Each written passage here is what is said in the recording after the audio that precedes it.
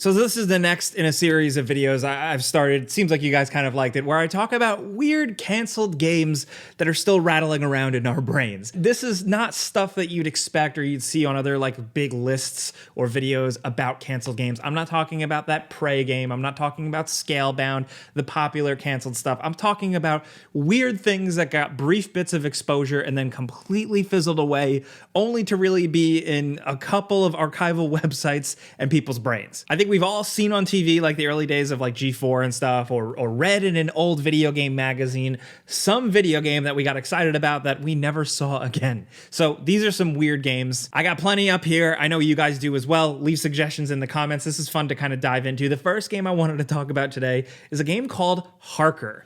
This was announced in like 2006. It seemed like at some point it was coming in 2008 as a slated date. And essentially this is the very like early to mid 2000s-ification of Bram Stoker's Dracula. Yes, Harker, the title, is based specifically on Jonathan Harker, one of the main characters who stumbles into Dracula's lair, the businessman. So you probably know him as, if you've seen the movie, Keanu Reeves in that one, who, for all intents and purposes in those stories, is a person-ass person. But here, they 2000s him up. He's badass. He has a knife and he kicks ass. Everything I talk about, all the videos I show, the archival websites, the people who keep track of this stuff, I'm going to link it all in the description down below if you want to check it out. And Harker really only has like 1 or 2 gameplay videos floating around that are kind of pretty much the same. They look like they're just a kind of a compilation of finishing moves in the game, and they're pretty over the top and awesome. But the really difference between these videos is like one of them has sound effects, one of them just has like old, like, I don't know, like Godsmack sounding music to it, and one where he's wearing a cool trench coat and one where he's not. This is like Sideburns McGee here with muscles, kind of like a Gears of War vampire hunter character kicking vampire ass. And the vampires do look really cool. And what we see is, like I said, seemingly a bunch of finisher moves because they look like they're in-game rendered, but, you know, using a cross to scare a vampire away, slamming them down, stabbing them to death. He throws one vampire in, I think, is a printing press, which is very, all right. All these little scenes and like vampire murder bits kind of remind me of the THQ Punisher game, like those finishing moves you would do, those torture finishers.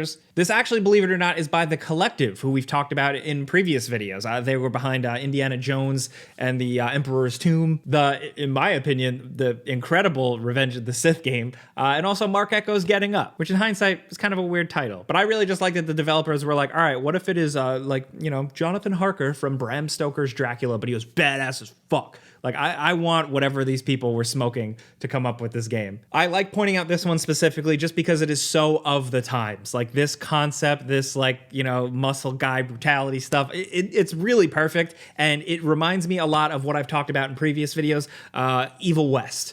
I loved Evil West and celebrated Evil West because it was a game like what this Harker game would have been with. It's a video game-ass game that doesn't care what it is. It's having fun. It's trying to be cool. Maybe it's appealing mostly to, like, you know, 14-year-olds, 12-year-olds who doodle comic book characters on their notebooks, but still, there's always a place for that. But I guess there wasn't for Harker because that was really it, other than what we saw, and that studio went on to become Double Helix, and it seems like they kind of bailed on this to finish up Silent Hill Homecoming in 2008, and you know, that's, you know, we know where that went. Will Harker ever make a return? No, none of these games will, but I just like to highlight that specifically because I love all types of games that feature vampires. I still don't think we get enough of them, and I wish we got Harker. Now, another one that I wanted to talk about that I always kind of remember is Killing Day. This is a Ubisoft title that is specific because it falls in that early PS3 day where developers were trying a bunch of stuff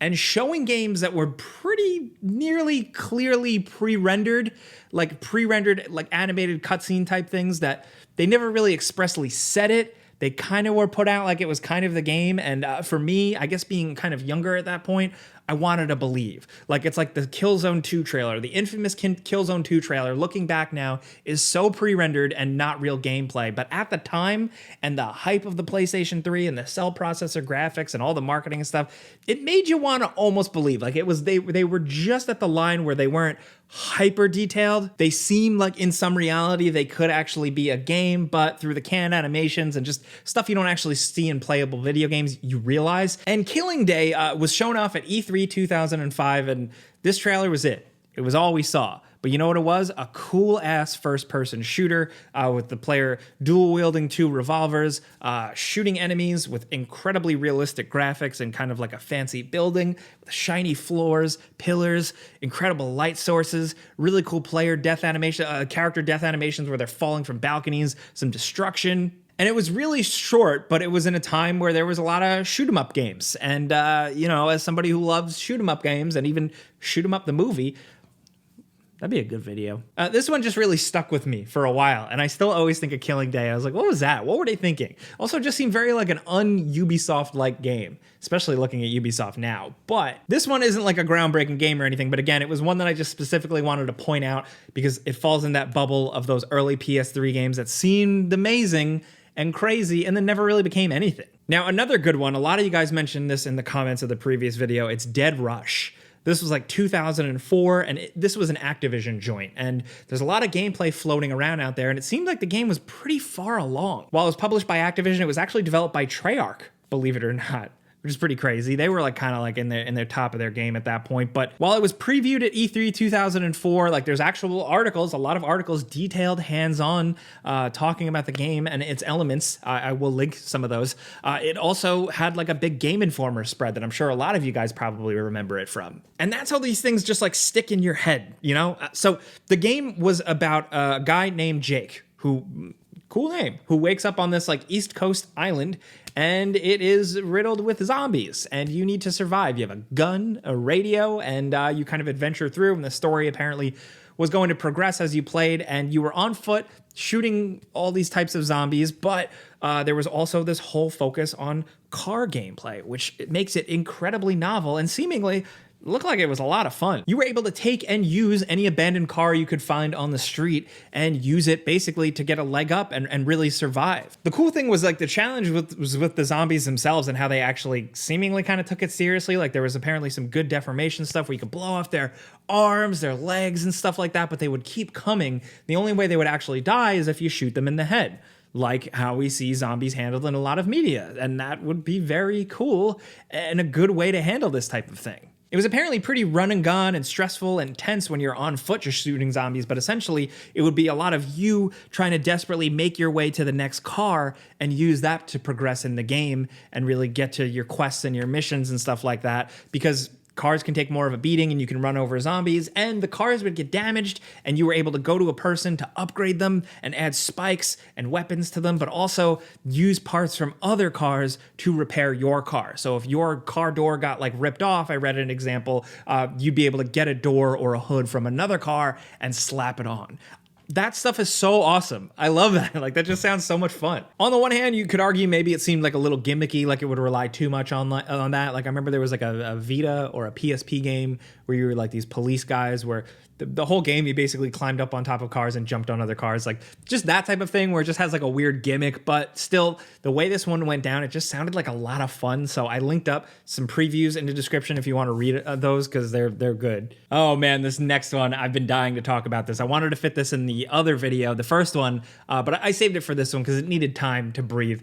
And that is the Taxi Driver video game. The Taxi Driver video game that was canceled. This was for Xbox and PlayStation 2. It was around 2005, slated for 2006 it seemed like, and it was published by Majesco. Majesco did a lot of license stuff, and this was a big deal that they got the Taxi Driver license because it's a weird thing to make a game out of. I mean, I don't know if you've seen Taxi Driver. Incredible movie.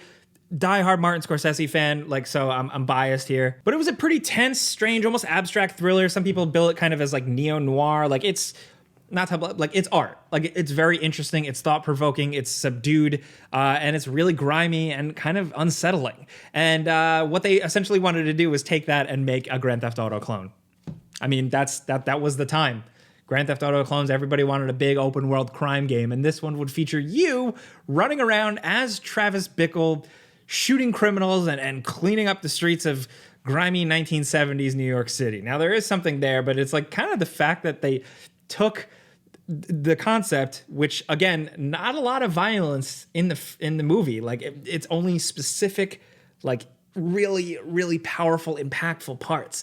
What they did essentially was like keep going. So Travis Bickle is still out there, and he's once again doing vigilante stuff. And essentially in this one, Sybil Shepherd's character is murdered by the mob. And that's Travis Bickle's girl, even though he's like a weird freak about it. So he freaks out and goes on a murder spree once again. This was playable at E3 2005 behind closed doors. Like people have like said things about it, and it's pretty interesting, and it had like you running and gunning and shooting, and you know the gameplay that we've seen actually looks fine. Driving around a cool old 70s New York City is cool. Apparently it was going to have side taxi driving missions, like another little game that we've played. And yeah, I think it would have been special specifically because like we don't have a lot of games in open world in the 70s, especially in New York. I mean, Driver at least did the 70s, but like 70s, 80s New York is a whole different thing. And I think that would have been really special. I just don't think that Taxi Driver really fits a game.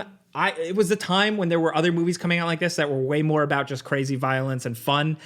I mean, the Death Wish series, they could have made like a Charles Bronson game. I would have played the shit out of that. But I could have been totally wrong. I mean, they came out with a Scarface game that takes place after the first Scarface movie, and Scarface was, I thought, a very like pretty deep movie, and not just about like crazy open world killing and stuff. It was directed by Brian De Palma, and then that game was kind of a Grand Theft Auto clone, and it was actually pretty cool and pretty fun. So what do I know? Maybe the Taxi Driver game could have came out and it could have been great. There are some reports collected by Unseen64 specifically, which I'll link in the description down below, that the game was canceled because of Martin Scorsese being unhappy with it. There's not a lot to it. It's really just kind of a matter of he said, she said, with one of the people on the project saying that that was the case, that they got a call saying, hey, I heard from so-and-so that Marty is not happy with this. And I think with Hollywood studios and stuff, like they probably all never wanted to upset or rock too many boats because they wanted to actually have success in licensed products. So I don't know, there's that, or maybe they were considering a Taxi Driver sequel for a minute. Who knows? But Taxi Driver, the game, got a lot of exposure and then ultimately never was a thing. Now, one other one I want to highlight is a big one that also kind of fits in what I was saying before with like the early PS3 days where the graphics and technology was teased and games almost didn't really seem real. And that's with 8 Days. 8 Days was developed by Sony Computer Entertainment Europe, a London studio, who in that same building, literally, they were also simultaneously working on The Getaway 3. And 8 Days was initially just shown off in 2005 as a tech demo. It was just kind of like this gas station explosion scene showing off the power of the PlayStation 3 and the cell processor graphics and all that shit. And then it got a big E3 2006 debut with PlayStation, with Sony, with PlayStation 3. And essentially what this was like they were going for a Michael Bay action movie. They wanted these characters to get thrown about, get into wild shootouts, hang from helicopters, explosions happen. And we got a trailer that was, again, it had a HUD in certain points and a health bar and bullets and everything, but it kind of just looked pre-rendered because the characters were doing crazy motion captured movement that you wouldn't really see game characters really do. It even looks like so smooth, like games still don't really look like that, but we wanted to believe it was just realistic enough. Like it seemed like it could have been a game. The main character slides over the hood of the car after his partner throws him ammo, like he's shooting up dudes, and then he runs really fast and jumps through a window of a diner and shoots more bad guys, and then it ultimately kind of culminates in this big helicopter crash where they're hanging from the helicopter and things are exploding.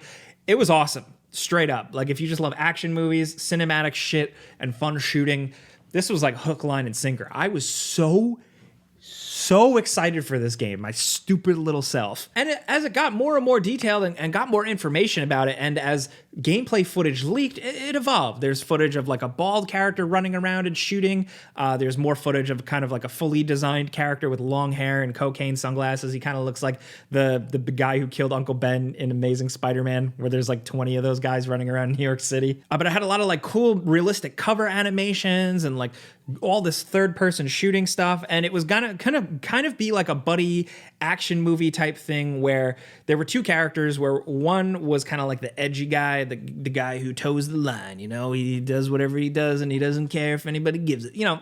And he was out for revenge or something like that. But then there was also the other guy, the detective, who was trying to find the bad guys. And then they ultimately realize there's a shared goal and they go together. And also the good guy technically was at one point played by Ving Rhames, like Luther from Mission Impossible, among other things. Like, Ving Rhames, that's awesome. And then apparently they also signed on Gary Oldman and Dennis Hopper as the bad guys. So for a couple of years, there were some like previews, little details, and then eventually leaked footage showing a game that would like apparently take place across multiple states over just 8 days, with like rumors of like an in-game time system. And there's footage out there of essentially like you getting to place like in different states through big driving sections on highways, kind of looking like Burnout or Need for Speed, where you're just driving and crashing at high speeds. And the developers who did an interview with Polygon that I'll link, like, were really passionate. People were just really excited. They loved movies. They wanted to push the boundaries of like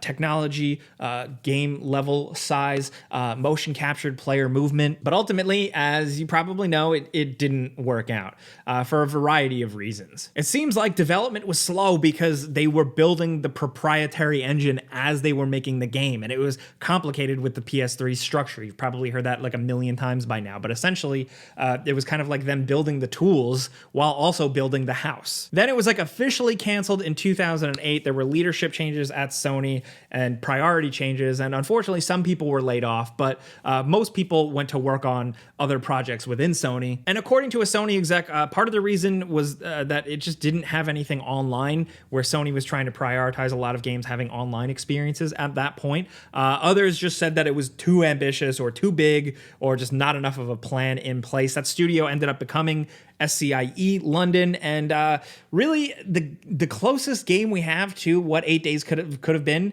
for me is A Way Out, a game I've talked about before that I absolutely love. A fun cooperative experience of two dudes kind of going on a crazy adventure with a lot of action. Not quite the same balls out thing, but equally fun. And I don't know, that was what came to mind for me. But I always wish we got this game, and I wish we got all these games. I love talking about this stuff. Weird canceled games. Like I said, you got something. If you've been playing games or paying attention to games for a long time, there's a canceled Game Boy game or a weird PS2 game or an Xbox game or a Nintendo game floating around in your head that you haven't thought about in a while. So I'd love to hear if you have any in the comments down below. I almost said description, but if you like what I'm trying to do here, man, I'm just yapping about games. I'm having fun. Clicking the like button helps. Thank you for hanging out with me. Thank you to YouTube membership people and Patreon folks for having my back. But whoever you are, thank you for watching. I'm Jake Baldino.